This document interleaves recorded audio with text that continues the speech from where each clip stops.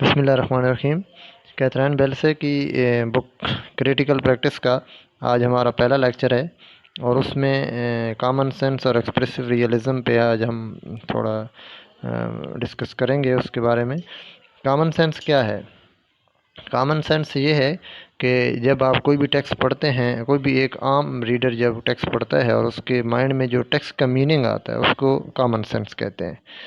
Simple सा। और ये डिफ़ाइन कैसे होता है कि ये चीज़ डिफ़ाइन होती है कि जो भी राइटर कुछ लिखता है तो आपकी सोसाइटी के जो नॉर्म्स हैं या जो भी उसकी मसलन एक परसेप्शन है उसके मुताबिक आपके उसके मीनिंग आप निकालते हैं अपने माइंड में, उसको कॉमन सेंस कहते हैं। और आज अभी हम देखते हैं कि कैथरीन बेल्से जो है वो इस बारे में क्या कहती हैं। थोड़ा लेक्चर हमारा बड़ा होगा तो कोशिश हम करेंगे कि इसको 2 पार्ट में कर लें। देखते हैं अभी कि ये कितना टाइम लेता है हमारा। सबसे पहला अब ये है कि व्हाट इज़ लिटरेचर। कहता है it is by no means a simple question to answer.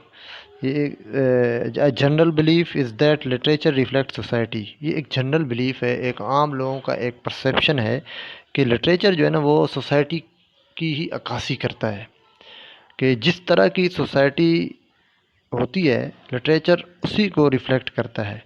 It tells truth about the period in which it was produced. और ये उस पीरियड के बारे में बताता है जिसमें ये लिखा जा रहा है या क्रिएट किया जा रहा है। कोई भी पीस ऑफ लिटरेचर है तो वो या पीस ऑफ आर्ट है वो उस जो पीरियड जिसमें वो लिखा जा रहा है उसकी वो नुमाइंदगी करता है, बेसिकली उसको उसकी अक्कासी करता है।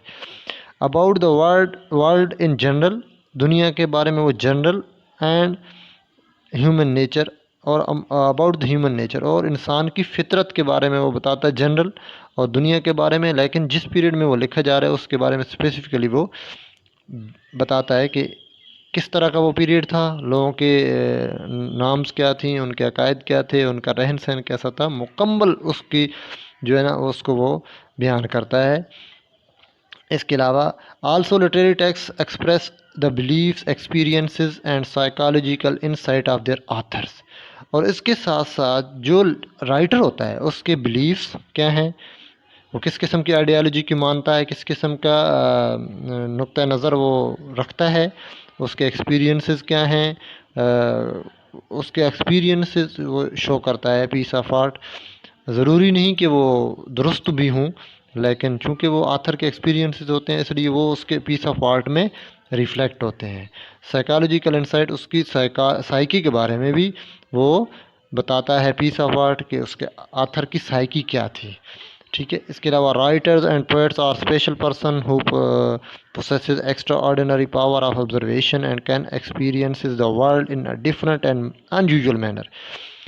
ये इस लाइन में जो कैथरीन बेल्से है वो राइटर्स और पोएट्स को थोड़ा सा यूनिक पर्सन जो है ना समझ रही हैं और बता रही हैं कि वो आम लोग नहीं होते, बल्कि वो किसी सोसाइटी के अंदर मुख्तलिफ़ चीज़ों को वो मुख्तलिफ़ नुक्ता नज़र से देखते हैं, बजाय कि लेमैन जिस तरह देखता है। लेमैन किसी और नज़र से देखता है किसी चीज़ को, लेकिन जो आथर होता है या पोएट होता है वो किसी और एंगल से देख रहे होते हैं सोसाइटी के मुख्तलिफ़ किस्म के मसाइल को, प्रॉब्लम्स को और बिलीव्स को, नॉर्म्स को। तो literary text are written from personal experiences of this author and this is the proof of their validity. ठीक है। और जो भी कोई पीस ऑफ आर्ट होता है वो उसमें जो राइटर होता है उसके पर्सनल एक्सपीरियंसेस शो होते हैं और यही उसकी वैलिडिटी है। Even now, literature is taught and studied, keeping in view this general belief that even now, teachers of literature start their lectures with biography of the author and discuss in detail the period in which the text was written. This general belief about literature and author is called common sense। इस line में Catherine bell से कहती हैं कि literature जो है वो पढ़ाया भी जाता है या सिखाया जाता है, लेकिन सबसे पहले उसका जो राइटर होता है, लिखने वाला, वो उसके बिलीव्स क्या थे, उसका किस किस्म की आइडियालॉजी की वो मानता है, ये सबसे पहले स्टडी करवाया जाता था। और जो टीचर हैं वो लिटरेचर स्टार्ट करने से पहले बायोग्राफ़ी बताते हैं उस राइटर की जिसका पीस ऑफ आर्ट वो पढ़ाना चाहते हैं और उसके बिलीव्स बताते हैं। और यही चीज़ उसके बारे में, टीचर्स के बारे में, सॉरी आथर के बारे में, और उसके पीस ऑफ आर्ट के जो है ना बैकग्राउंड के बारे में जो इल्म या रखना या उसके बारे में नॉलेज रखना जो है ना, यही कहलाता है कॉमन सेंस। तो इसके अलावा जो है ना, common sense view denies the need for critical theory. Common sense इस चीज़ को रिजेक्ट करता है कि किसी भी पीस ऑफ आर्ट को एनालाइज करने के लिए किसी क्रिटिकल थ्योरी की ज़रूरत होती है।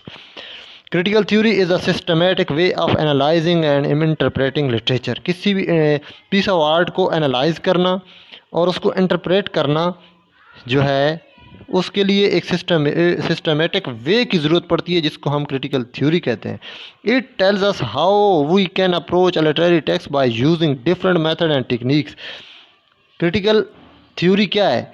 वो हमें बताता है कि किस तरीके से हम टेक्स्ट को अप्रोच करेंगे, किस मेथड से, किस टेक्निक से हम इसको एनालाइज करेंगे। Common sense says that we do not need any theory to understand literature and literary criticism is unnecessary and superfluous.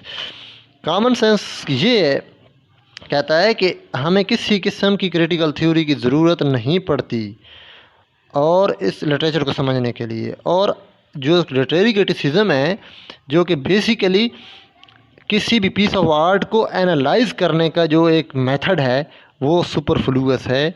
ये किस मसलन के ये नहीं होना चाहिए। हम कॉमन सेंस से जो व्यू निकलता है वही सबसे बेस्ट चीज़ है। किसी किस्म की क्रिटिकल थ्योरी की ज़रूरत नहीं पड़ती, किसी किस्म की टेक्निक की ज़रूरत नहीं पड़ती और किसी किस्म के ख़ास मेथड की ज़रूरत नहीं पड़ती, बल्कि एक आम बंदा जिस तरह एक लिटरेचर का मीनिंग ले रहा है उसी को कॉमन सेंस कहते हैं, और यही काफ़ी है, एनफ है। Because literature is about life and about the world that surround us. वो कहता है चूँकि जो लिटरेचर है ये हमारे लाइफ के बारे में स्टडी है और जो कि हमारे आसपास की दुनिया है, इसलिए उसको समझने के लिए किसी मेथड की ज़रूरत नहीं है। Therefore every reader can comprehend its meaning naturally and without any guidance. और इसलिए हर रीडर जो है ना, वो एक आम पीस ऑफ आर्ट को उसकी तशरीह कर सकता है, उसको बयान कर सकता है, उसको एक्सप्लेन कर सकता है कुदरती तौर पर, और इसके अलावा किसी किस्म की उसको गाइडेंस की ज़रूरत नहीं होती। इस तरह common sense presupposes that all real task of a critic or reader is not to interpret text keeping in view certain theoretical framework.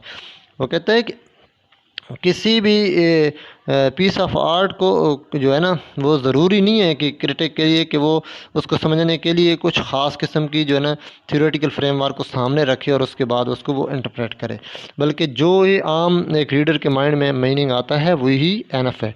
It believes that the lack of any systematic approach or procedure is the guarantee of the objectivity of the text.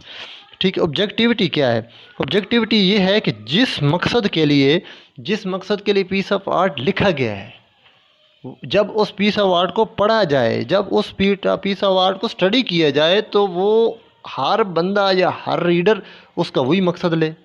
मतलब कहने का ये है कि object के अंदर उसकी सारी डिटेल उसको स्टडी करने से सब जितने भी रीडर हैं वो सेम मकसद उसका समझ सकें और वो जिस मकसद के लिए लिखा गया है पीस ऑफ आर्ट, उसी पीस ऑफ आर्ट को रिप्रेजेंट करे।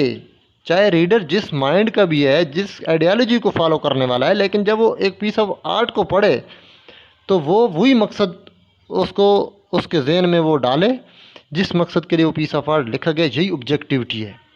मसलन कि जो ऑब्जेक्टिव उसका है, किसी भी चीज़ का ऑब्जेक्टिव है पीस ऑफ आर्ट का, अगर वो वही उस रीडर के माइंड में असरअंदाज हो रहा है उस तरीके से, तो वो ऑब्जेक्टिविटी के लिए ये वैलिडिटी है, उसकी ऑब्जेक्टिविटी के लिए या गारंटी है।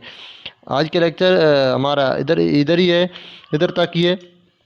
इसके लिए दूसरे लेक्चर में हम जो है ना एक्सप्रेसिव रियलिज़म को डिस्कस करेंगे। Thank you so much.